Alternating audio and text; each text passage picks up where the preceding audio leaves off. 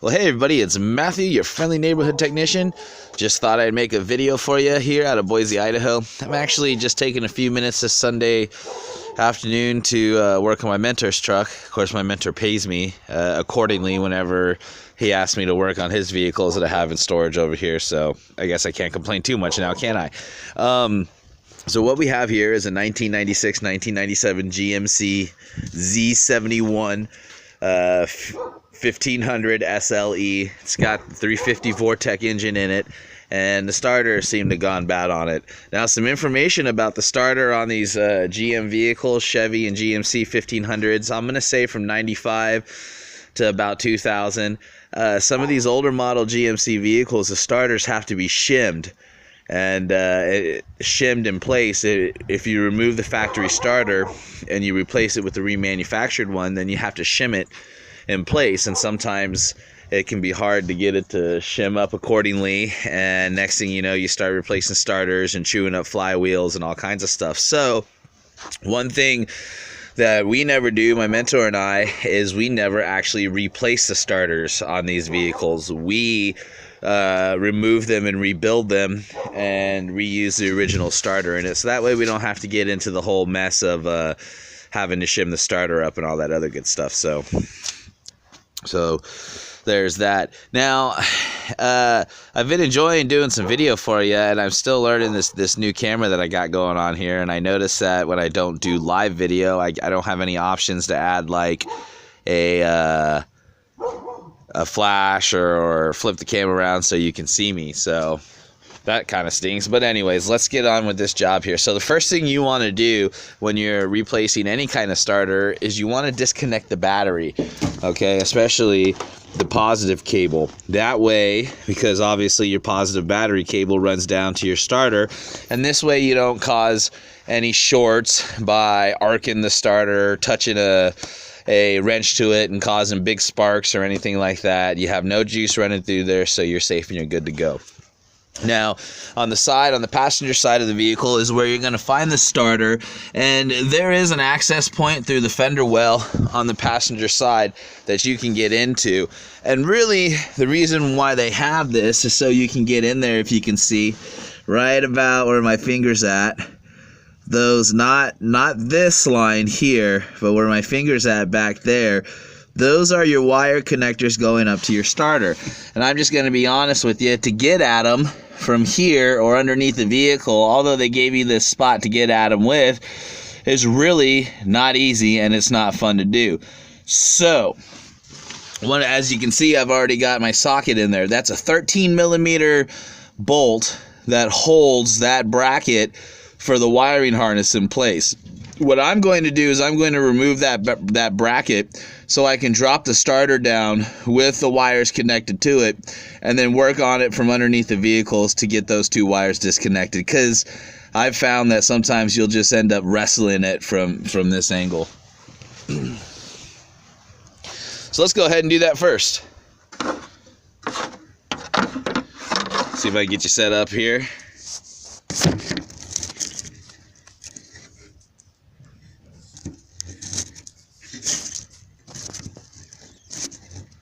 And I mean, honestly, there's really not much to getting that deal removed. As a matter of fact, I don't even need the ratchet to do that with.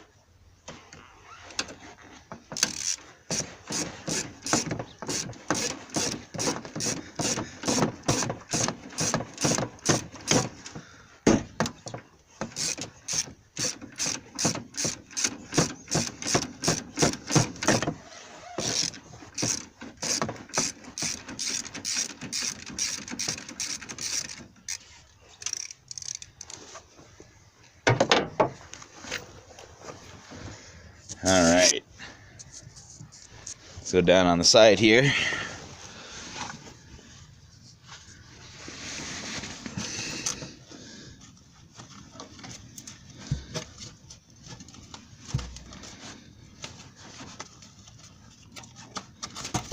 There we go, and that ought to allow the extra room I need to get that starter down and out of there. All right, and again, that's a 13 millimeter bolt on top of the frame down in there. Right there, you can see. And you just remove that, and that's going to help you out once we go underneath. So I'm going to get set up to get underneath here now.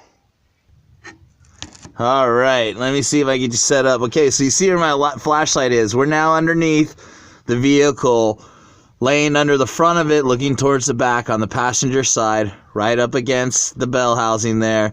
All right, there's your oil pan right there where my light is, and to the side of it, right there, is where your starter's at. There's your first starter bolt right there.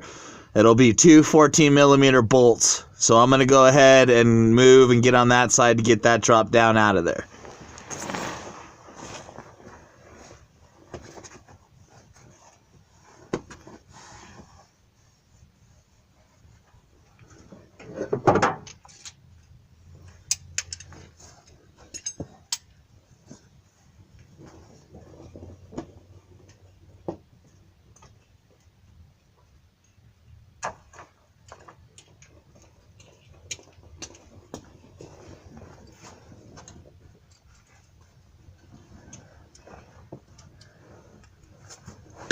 All right, and here we are.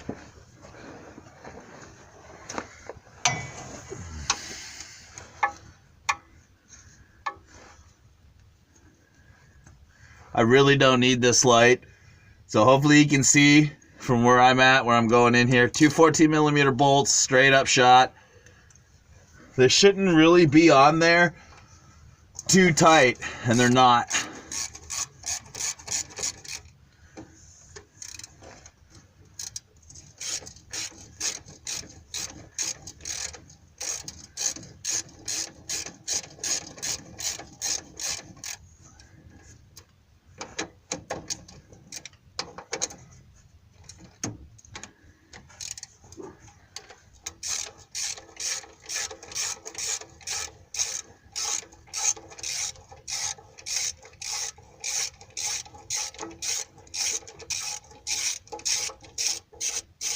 I'll tell you what, it's cold out here, that's for sure.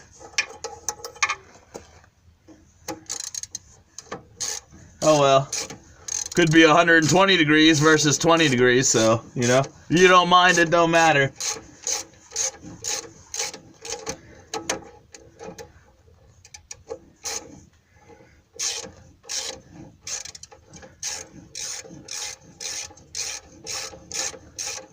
These are long-winded bolts, so don't get too discouraged or impatient with them.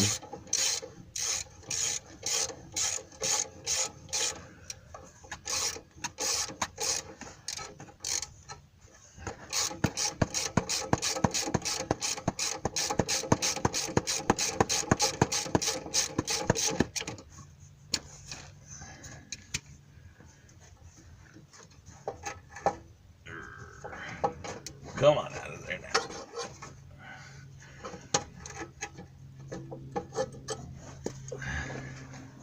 Okay. And then just slide it back.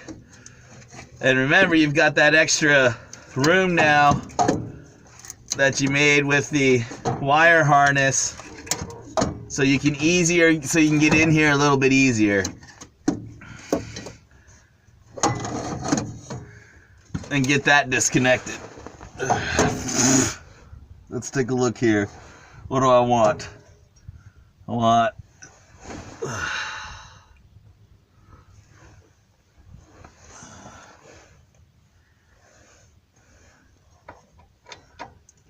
yeah, you're gonna want a 13 millimeter socket,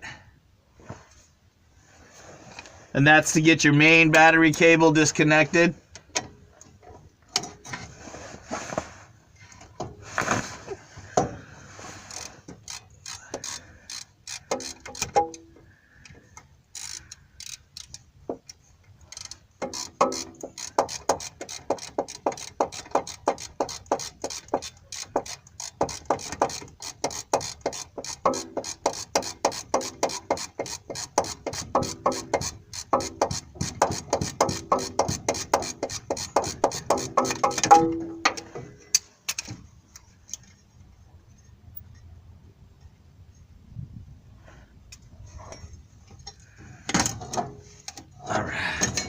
Now you can really drop it down.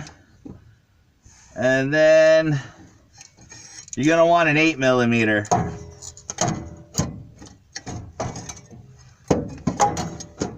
So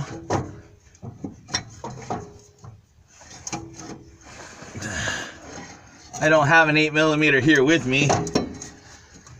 I should have got one. No big deal.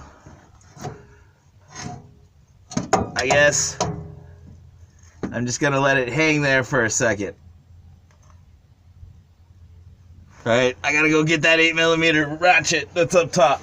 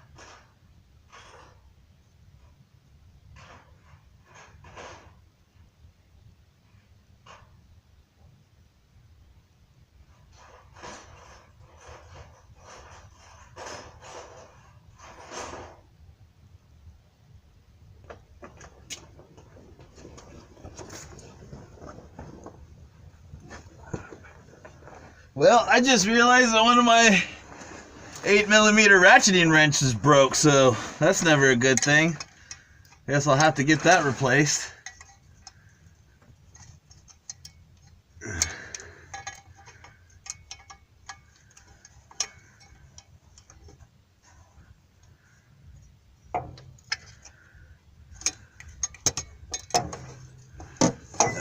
This guy's in the way.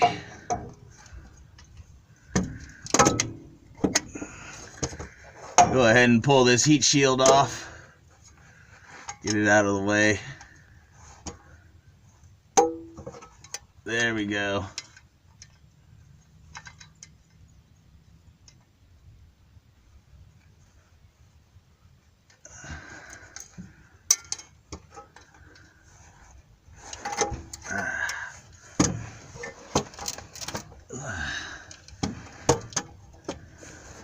I'll tell you what, this thing sure is being difficult.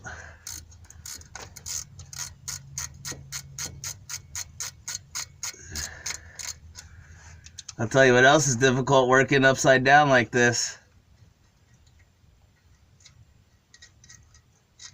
And voila. There you go. Starter is now down and out.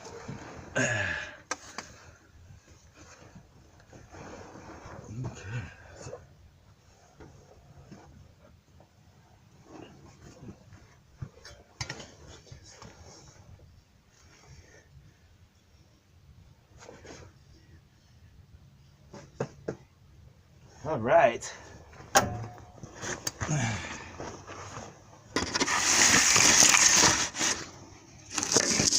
Now that the starter is out, we are going to bench test it. I'm going to show you how we're going to do that. Okay, first of all, we're going to set it down right here on the ground. Let's see. Get my little makeshift camera holder here for you guys.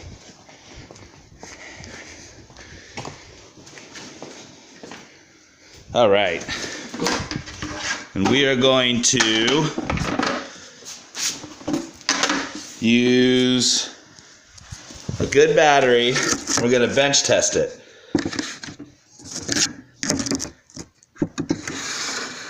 All right. And the way we're going to do that, grab a set of battery cables here. Grab a good battery.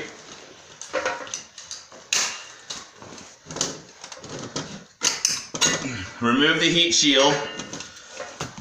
Okay, we're going to ground everything out.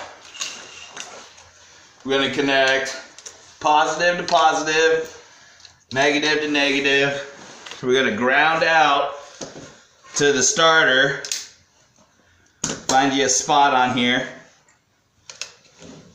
that you can ground out to. Okay, now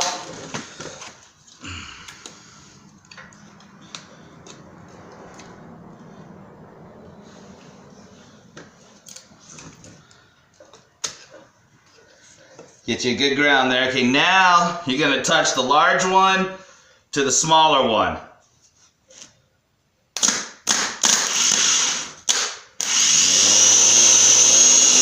Okay, now, actually this is a good starter, okay, because it engages. Watch.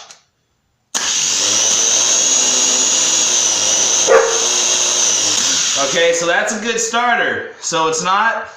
The reason why the starter is not engaging is not going to be that the starter is bad. It could be a bad switch, could be a bad ignition switch, could be a bad battery cable. It may just need a new battery. There's 10 different things that we can go look at now. I already know it doesn't need a new battery. But what this has done is this has saved me and my customer, in this case the mentor, the time and the money from replacing the starter. We now know the starter is good, and starters can be expensive. Interesting though, look what I have found on here.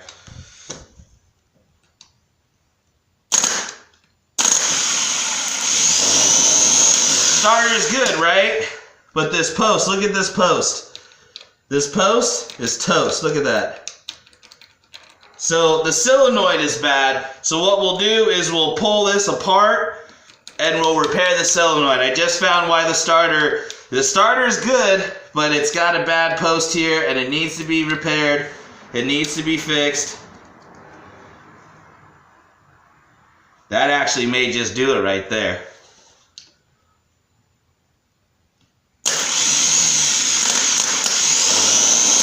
Yeah, so I'll fix this post. I'm going to reinstall it and go from there and see how it works. So, alright folks, well there you go. That'll teach you how to remove a starter off of your GMC vehicle or your Chevy 95 on up to 2000. That also kind of gives you an idea on how to bench press a starter. You can do this with just about any starter. So, well folks, this is Matthew, your friendly neighborhood technician. Thanks for coming and hanging out with me. Thanks for watching me and supporting me. If you have any questions, please feel free to comment. I do try to get back with everybody and help everybody out the best I can. Also, I'm going to start doing a new live feed every Friday or Saturday where you guys can hook up and we can do questions and answers and stuff for your automotive repair needs. So, okay, everybody. Well, I am signing off.